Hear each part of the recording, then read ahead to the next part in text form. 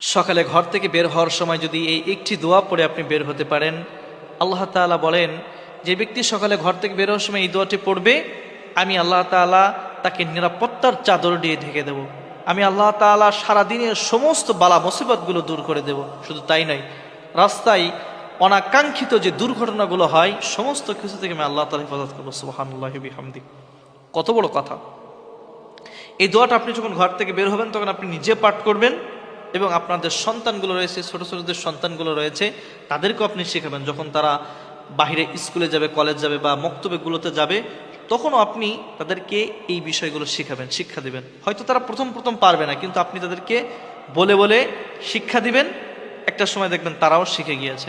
দোয়াটা হলো বিসমিল্লাহি তাওয়াক্কালতু আলাল্লাহি লা হাওলা ওয়ালা কুওয়াতা ইল্লা বিল্লাহ।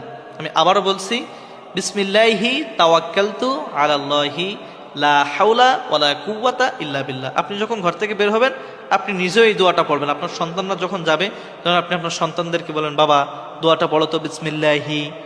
তারাও বলবে বিসমিল্লাহি। আপনি আবার বলবেন তাওয়াক্কালতু, তারাও বলবে তাওয়াক্কালতু আলাল্লাহি, তারাও একটু বললো আলাল্লাহি, লা হাওলা ওয়ালা কুওয়াতা ইল্লা বিল্লাহ। এদেরকে আপনি এভাবে আপনি বলে বলে তাদেরকে, তারা বলবে আপনার সাথে সাথে বলে, এরপর তারা বের হয়ে যাবে। মেহেরবানি করে এই গুরুত্বপূর্ণ তথ্যটি বেশি বেশি মুসলমানদের কাছে পৌঁছে দিন।